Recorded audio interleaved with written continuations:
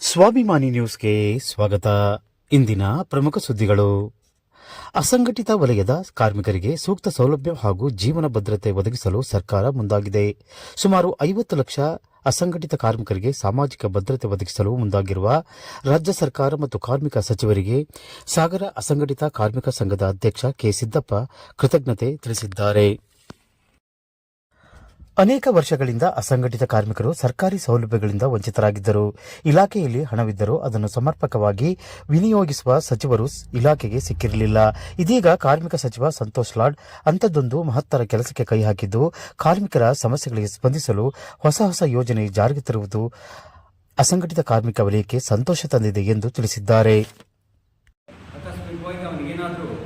ಅಪಘಾತ ಒಂದು ಅವರಿಗೇನಾದರೂ ಆರೋಗ್ಯ ಸರಿ ಇಲ್ಲ ಅಂದರೆ 50,000 ರೂಪಾಯಿ ಕೊಡ್ತಕ್ಕಂಥ ಯೋಜನೆ. ಒಂದು ಯಾರಾದರೂ ಒಬ್ಬ ಕಾರ್ಮಿಕ ಏನಾದರೂ ಅಸೂಲಿ ಇದ್ದರೆ ಅವನಿಗೆ 10,000 ರೂಪಾಯಿ ಸಂಸ್ಥೆ ಕೊಡ್ತಕ್ಕಂಥ ಯೋಜನೆಗಳಿದ್ದಾರೆ. ಅವೆಲ್ಲವನ್ನೂ ಸಹ ಒಳಗೊಂಡು ಕೊಡ್ತಕ್ಕಂಥ ಯೋಜನೆಗಳನ್ನು ಇವತ್ತು ಕರ್ನಾಟಕ ಸರ್ಕಾರ ಮತ್ತು ಸಂತೋಷ್ ಲಾಡ್ ಅವರು, ಕಾರ್ಮಿಕ ಸಚಿವರಾದಂಥ ಸಂತೋಷ್ ಲಾಡ್ ಅವರು ಕೈಗೆತ್ತಿಕೊಂಡು ಇದನ್ನು ರಾಜ್ಯ ಸರ್ಕಾರದಲ್ಲಿ ಇಂಪ್ಲಿಮೆಂಟ್ ಮಾಡಿದ್ದಾರೆ. ಈ ಯೋಜನೆಗಳು ಸಂಪೂರ್ಣವಾಗಿ ಇವತ್ತು ಒಂದು 30 ಲಕ್ಷ ಜನ ಅಸಂಘಟಿತ ಕಾರ್ಮಿಕರಿದೆ. ಯಾವುದೇ ಥರದ ಅವರಿಗೆ ಭದ್ರತೆಗಳಿಲ್ಲ. ಯಾವುದೇ ಥರದ ಈ ಒಂದು ಕಾರ್ಡ್ನಿಂದ ಅವರಿಗೆ ಯಾವುದೇ ಇವರಿಗೆ ₹1 ಉಪಯೋಗವೂ ಬಂದಿಲ್ಲ. ಈಗ ನಮ್ಮ ಕಾಂಗ್ರೆಸ್ ಸರ್ಕಾರ ಈ ವಿಷಯ ಅಸ್ತಿತ್ವಕ್ಕೆ ತಂದು ಯೋಜನೆ ಜಾರಿ ತಂದಿದ್ದರಿಂದ ಎಲ್ಲ ಪ್ರತಿಯೊಬ್ಬ ಕಾರ್ಮಿಕರಿಗೂ ಇದೊಂದು ಸೌಲಭ್ಯ ಅವರಿಗೆ ಸಂಪೂರ್ಣವಾಗಿ ದೊರೆಯುತ್ತೆ. ಈ ಸೌಲಭ್ಯವನ್ನು ಎಲ್ಲ ಅಸಂಘಟಿತ ಕಾರ್ಮಿಕ ತಾಲೂಕಿನಲ್ಲಿ ಸಾಕಷ್ಟು ನಾವೇ ಸುಮಾರು ಈಗ ಸಾಗರದಲ್ಲಿ ಸುಮಾರು ಒಂದು 8,000 ಜನ ಅಸಂಘಟಿತ ಕಾರ್ಮಿಕರಿದ್ದಾರೆ. ಅವರೆಲ್ಲರೂ ಸಹ ಈ ಸೌಲಭ್ಯವನ್ನು ಪಡ್ಕೊಳ್ಬೇಕು. ಜೊತೆಗೆ ನಮ್ಮ ಸಾಗರ ತಾಲೂಕಲ್ಲಿ ಅಸಂಘಟಿತ ಕಾರ್ಮಿಕ ತಾಲೂಕು ಸಮಿತಿ ಇದೆ, ಹಾಗೂ ಟೌನ್ ಮಹಿಳಾ ಸಮಿತಿ ಇದೆ, ಮತ್ತು ಎಲ್ಲ ಸಮಿತಿಯಲ್ಲಿ ಅವರ ಏನು ಸಮಸ್ಯೆಗಳಿದ್ದರೆ ಅವರು ಬಂದಿದ್ದಾರೆ. ಯಾವ ಥರ ಪಡ್ಕೊಳ್ಳೋದು ಮಾಹಿತಿಯನ್ನು ಸಹ ನಾವು ಒಲಿತಾ ಇದ್ದೀವಿ. ಮತ್ತು ಸಂಪೂರ್ಣವಾಗಿ ಸಿಗ್ತಕ್ಕಂಥ ಸೌಲಭ್ಯವನ್ನು ನಮ್ಮ ಸಮಿತಿ ವತಿಯಿಂದ ಎಲ್ಲ ಕಾರ್ಮಿಕರಿಗೆ ಕೊಡ್ತಕ್ಕಂಥ ಚಿಂತನೆಯನ್ನು ಮಾಡಿದರೆ ನಾವು ಕೂಡಿಸಿದ್ರೆ ಏನಾದರೂ ಮಾಹಿತಿ ಬೇಕಾದರೆ ನಮ್ಮನ್ನು ಕಾಣಬಹುದು. ಸಮಿತಿ ಸಾಗರ ತಾಲೂಕು ಅಸಂಘಟಿತ ಕಾರ್ಮಿಕ ತಾಲೂಕು ಸಮಿತಿ ಮತ್ತು ಟೌನ್ ಮಹಿಳಾ ಸಮಿತಿ ಕಂಡ್ರೆ ಅವರೆಲ್ಲ ಯೋಜನೆಗಳನ್ನು ಅವರು ಕೊಡ್ತಕ್ಕಂಥ ಕೆಲಸವನ್ನು ಮಾಡ್ತಾರೆ. ಇದು ತುರ್ತುಗತಿಯಲ್ಲಿ ಈ ಒಂದು ಯೋಜನೆ ಸಂಪೂರ್ಣವಾಗಿ ಜಾರಿಗೆ ಬರುತ್ತೆ ಅಂತ ಹೇಳಿದ್ರೆ ಜೊತೆಗೆ ಈಗ ಕಾರ್ಯಕ್ರಮಕ್ಕೆ ಆಯೋಜನೆ ಸಾಗರ ತಾಲೂಕಿನ ಸಮಿತಿ ವತಿಯಿಂದ ಅವರಿಗೆ ಧನ್ಯವಾದಗಳನ್ನು ತಿಳಿಸ್ತಾರೆ. ಸಲಕರಣೆ ವಿಸ್ತರಣೆ ಮಾಡ್ತಕ್ಕಂಥ ಯೋಜನೆ ಕರ್ನಾಟಕ ಸರ್ಕಾರದಿಂದ ಈಗಾಗಲೇ ಕಿಟ್ಗಳು ಸಹ ಬಂದಿದೆ. ಮತ್ತು ಅದನ್ನು ವಿತರಣೆ ಮಾಡ್ತಕ್ಕಂಥ ಸಮಯವನ್ನು ನಾವು ತಿಳಿಸ್ತೀವಿ. ಯಾರು ಫಲಾನುಭವಿಗಳು ಏನಾದರೂ ಆ ಕಿಟ್ಟಿಗೆ ಅರ್ಜಿ ಹಾಕಲಿಕ್ಕೆ ಇಲ್ಲೇ ಇದ್ದರೆ ಅವರು ಅವರಿಗೆ ಅರ್ಜಿ ಹಾಕಿ ಆ ಕಿಟ್ಗಳನ್ನು ಪಡ್ಕೊಳ್ಳೋದಕ್ಕೆ ಅವಕಾಶ ಇದೆ, ಪಡ್ಕೊಳ್ಬೇಕು.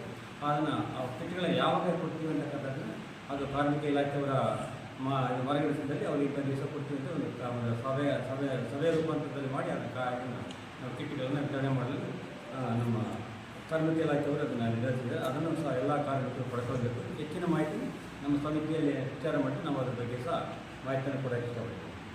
ಜೊತೆ ಕಾಂಗ್ರೆಸ್ ಆಡಳಿತಕ್ಕೆ ಬಂದಂಥದ್ರಲ್ಲಿ ಸುಭದ್ರ ಸರ್ಕಾರ ನಡೀತಾ ಇದೆ.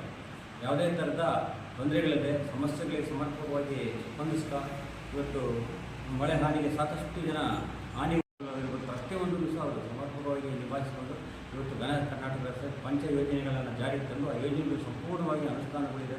ಎಲ್ಲದರ ಬಗ್ಗೆ ಪ್ರತಿಯೊಬ್ಬ ಮಹಿಳೆಯರು ಪಡ್ಕೊಂಡ್ರೆ, ಪ್ರತಿಯೊಬ್ಬ ನಾಗರಿಕರು ಪಡ್ಕೊಂಡ್ರೆ ಎಲ್ಲ ಸ್ವಲ್ಪ ಪಂಚ ಯೋಜನೆಗಳು ಸಮರ್ಪಕವಾಗಿ ಜಾರಿಯಲ್ಲಿದೆ.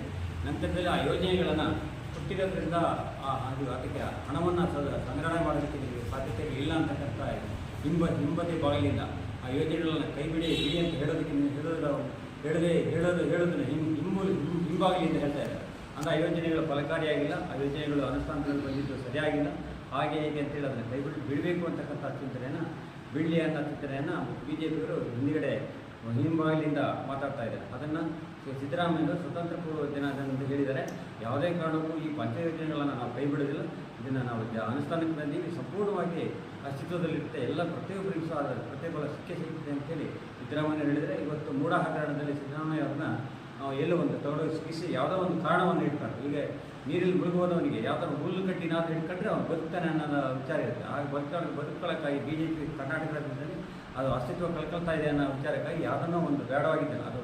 ಅದಕ್ಕೆ ಸಂಬಂಧವೇ ಇಲ್ಲ. ಅಂದರೆ ಮೂಢ ಹಗರಣಕ್ಕೂ ಮತ್ತು ಸಿದ್ದರಾಮಯ್ಯನವರ ಈ ಕೇಸಿಗೆ ಯಾವುದೇ ಥರದ ಸಂಬಂಧ ಇಲ್ಲ. ಯಾಕೆಂತಂದರೆ ಅದು ಯಾವ BJP ಯಾವುದೇ ಖರೀದಿ ಮಾಡ್ಕೊಂಡಿದ್ದಾರೆ. ಖರೀದಿ ಮಾಡ್ಕೊಂಡು ಅದು ಬೇಕಾದ್ರೆ ಅದು ತಪ್ಪಾಗಿರೋ ನ್ಯಾಯಾಲಯದಲ್ಲಿ ನೋಡ್ಕೊಳ್ತಾರೆ. ಅದನ್ನು ಹಿಡ್ಕೊಂಡು ಇಲ್ಲಿಂದ ಬೆಂಗಳೂರಿಂದ ಮೈಸೂರಿಗೆ ಪಾದಯಾತ್ರೆ ಮಾಡ್ತಕ್ಕಂಥ ಕೆಲಸ ಆಗಿ ಎಲ್ಲ ಮಾಡಿ ಕರ್ನಾಟಕ ರಾಜ್ಯ ಸರ್ಕಾರವನ್ನು ಅಸ್ತಿತ್ವಗೊಳಿಸಬೇಕು, ಸಿದ್ದರಾಮಯ್ಯನವರ ನ್ಯಾಯಬದ್ಧವಾದಂಥ ಸರ್ಕಾರವನ್ನು ಉಳಿಸಬೇಕಂತ ಪ್ರಯತ್ನಗಳನ್ನು ಇವರ ಪ್ರಯತ್ನ ಸಂಪೂರ್ಣವಾಗಿ ವಿಫಲವಾಗುತ್ತೆ ಅಂತೇಳಿ ಹೇಳ್ತೀವಿ. ಕರ್ನಾಟಕದ ಸರ್ಕಾರ ಇವತ್ತು ಸಂಪೂರ್ಣವಾಗಿ ಸಮರ್ಪಕ ಬಡವರ ಪರ ಮತ್ತು ನ್ಯಾಯಸಮ್ಮತವಾದಂಥ ಸರ್ಕಾರ ಸಿದ್ದರಾಮಯ್ಯ ಕೊಡ್ತಾ ಇದ್ದಾರೆ. ಅವರಿಗೆ ಇದೇ ರೀತಿ ಅವರಿಗೆ ಮುಂದೆ ಅವರ ಕೇಸ್ ಯಾವುದೇ ಥರದಲ್ಲಿ ಅದು ಉಳಿಲ್ಲ, ಅದು ಬಿದ್ದೋಗುತ್ತೆ. ಈಗ ಯಾರಾದರೂ ಒಂದು ಇದನ್ನು ಅಂದರೆ ಸಂವಿಧಾನಾತ್ಮಕವಾಗಿ ಒಂದು ಯಾವುದಾದ್ರೂ ಒಂದು ರಾಜ್ಯಪಾಲರು ಮನೆ ಕೊಟ್ಟರೆ ಅದನ್ನು ಓದಬೇಕಾದ್ರೆ 700 ಪುಟಗಳನ್ನು ಓದಿ ಅವರು ಗ್ರಹಿಸ್ಕೋಬೇಕು. ಗ್ರಹಿಸ್ಕೊಂಡು ಅದರಲ್ಲಿ ತಪ್ಪು ಒಪ್ಪುಗಳನ್ನು ನೋಡಿಬಿಟ್ಟು ನಂತರ